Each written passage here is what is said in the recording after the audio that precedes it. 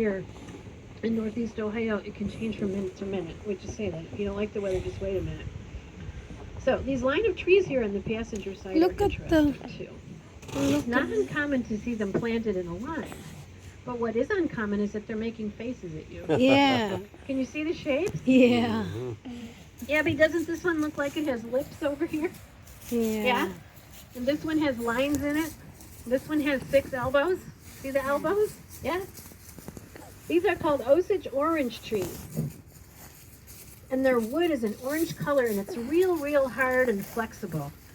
And they're sometimes called ironwood trees.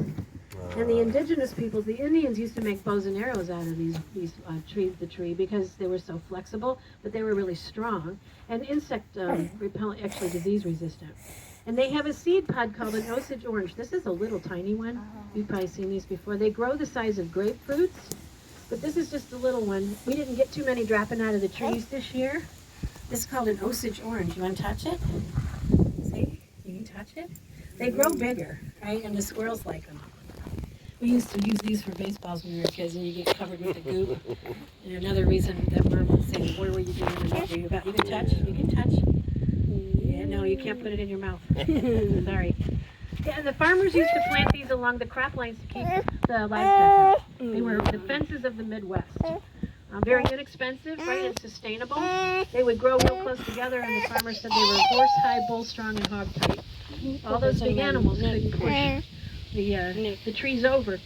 The Eastern Illinois Central Railroad also planted them along the railroad tracks to keep the cattle off. And because the wood is so hard and dense, it was also good for the steam engines because it would burn slow and hot. So as the trains are coming across the Midwest, if they needed to stop for supplies, they could use the wood from these trees to burn in the steam engines. Very important part of the development of the Midwest for both the railroads and the farming. All right, coming down the path here, I want to show you some interesting trees. These white-colored gray trees here on the passenger side. See them all? Those are called quaking aspen trees. And it looks like 3 trees, but that's just one. Huh? One tree. Looks like 3, doesn't it? Yeah, it does. Aspen trees are connected by their roots. It's one root. 3 trees. On the other side of the tram is a less mature grove that is now starting to grow from the same root.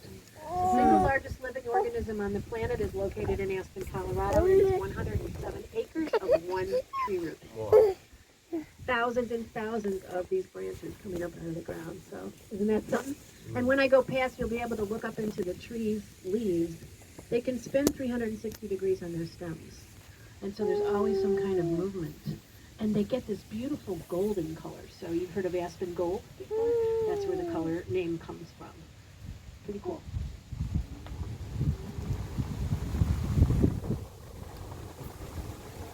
We're moving a little deeper into the That's forest one we now, planted into an at area Rick's. called the Helen Layer Rhododendron Remember Garden. that, Virginia? Helen Layer was a member and a volunteer here for many years, and her husband Harold donated a significant amount of money to the Arboretum when she passed to name these gardens for her. This is where you will find the hundreds and hundreds of rhododendrons and azaleas that have been planted through the years. On the driver's side is Logsdon Pond, a beautiful little pond with a mirrored surface. Our watercolor artists and photographers love this pond. And it is filled with snapping turtles and frogs and snakes and other different kinds of wildlife that you could expect to see. They won't hurt you, but if you get close, they might surprise you. So you just want to know that they're in there. Up on the ridge in the springtime, it's all different kind of colors, and it's reflected in the beautiful surface of the water. In behind, on those rocks behind, it's all purple in the springtime because it's loaded with phlox over there. We call that the phlox on the rocks. I think we're going to make a cocktail called Phlox on Rocks. And white pines. Oh, Donna. I didn't even recognize you. You're covering your face up. She's my neighbor, and she used to work here, too. So the upright white pines were very important in the shipbuilding industry. Very, very aggressively harvested here. The King of England actually placed his seal on most of the trees, most of the upright white pines in the colonies, because they would have been used for the mast on a ship. right? You would strip off the branches, mount it on your deck, and that would be used for a mast on the tall ships. So the Royal Navy really needed a, right? So the colonists, I'm sure, were really happy about that, to go out in the woods to cut a tree down and see the Royal Navy seal on there. Beautiful weeping hemlock here on the driver's side. See this tree that kind of looks like it's an umbrella? Anytime you see a tree that hangs down instead of reaching up, it's usually a weeping variety. That one's a hemlock. But they can be all different varieties: willows, redbuds, birches, beeches. If you're following me on the map, we are now back here by Sherwin Pond. Hi folks, how are you? Sherwin Pond is a beautiful pond. There's a lovely statue in there of 2 herons in memory of Harold and Helen Lair. If you look across the pond, which is really pretty today because it's so still, can you see the canopy walk? See where those people are walking across the pond? It looks like a ramp with a little hut, right, into the trees across the pond. Can you all see that? That's the base of the canopy walk. What I like about the canopy walk is there's no steps. You still can climb into the forest, so you're up in the trees with the forest above you and the forest floor below you, but there's no steps. It's just a series of bridges that go way up into the trees. Has anybody been up there yet? Not yet. It's beautiful, huh? And it's easy to get to. So we rent electric scooters at the visitor center, and they motor all over the place, and they go up there. So you can take walkers and wheelchairs and anything you need to up there, and people can still be in the forest. So that's a nice feature. I love that it's so inclusive. It was damaged by the tornadoes that came through here about 6 or 7 weeks ago. We just reopened it about a week ago. On the driver's side is our largest and oldest grove of rhododendrons. That's about 60 years old. There's just a couple of different bushes in there. And right in front of there is a willow oak tree. Willow oak. We're moving up in elevation here into the upper level of the Helen Lair Gardens, and we're among a whole bunch of red oak trees. But there is one other tree I want to show you.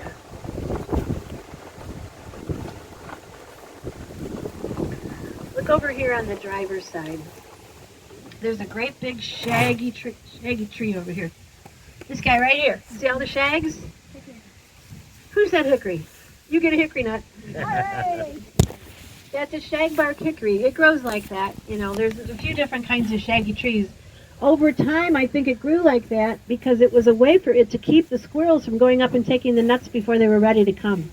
So it makes it harder for the squirrels to climb in there. But they just make their little nests in there anyways, right? And drop the nuts. But there is an animal that lives up underneath those shags. And it comes out at night and it eats bugs and it flies. Bats, right? Bats. You get another hickory nut. Yeah. So when we had an eclipse here in April, right? We all around for the main. Guess what happened when the sun was eclipsed? The bats came out. Guess the bats came out. Guess where they went? Over by the tower. Oh! So if you were up on the tower, you got a show, unless you don't like that. But yeah, they were like, what's going on here? Woo, sun goes down, time to eat. So we do nighttime hike, where you can come out and listen for the owls and watch for the bats. And this is a good part to come because of the shagbark hickory. On the other side of the tram is a great big stump. Can y'all see that big stump? Yep. We thought that was a 450-year-old red oak tree. Oh, Right? And about 15 years ago it fell. And they had to cut it apart. And so they dated it. And they dated it to only 150 years. And they were stumped. Why were they 300 years off, right? They were they were like, why? Well, a little research into this area. This was a cow pasture before it was a forest. So what happens in a cow pasture? No trees. What happens now? The cow pasture is a manure. So the tree had a lot of fertilizer. The tree had tons of fertilizer and it wasn't competing. All these nice big straight trail trees you see here are competing in the canopy for sunlight. But he had no competition. He's in the middle of a cow pasture with all the food he wanted. So it just got too big to support its own weight. And red oak grow really, really fast anyways. And so that one just probably grew too fast.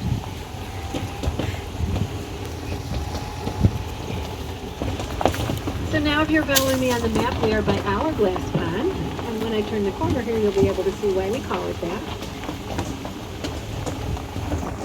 This is also the back entrance. If you're a member, you can park in the little members-only parking area on the other side of Hourglass Pond. See the stone gate post there? That's a path that goes all the way into the back, into our conifer collection. And that's where that little parking area is. Because we are about a mile away from the visitor center. And some people don't want to walk either through the congestion of the visitor center, or they just want to come back here where it's a little bit more quiet. The Evergreen collection that is at the corner of Kirtland Chardon Road and Sperry Road is my favorite collection. It's all evergreens. Yeah, those are redwoods. Those are dawn redwoods. And good question. Those are usually evergreens, but they are a particular kind of conifer evergreen that is deciduous. Deciduous means it loses its leaves, right? It's a deciduous conifer, and they turn that really pretty copper color before they lose all their needles. Yeah, it's a dawn redwood tree.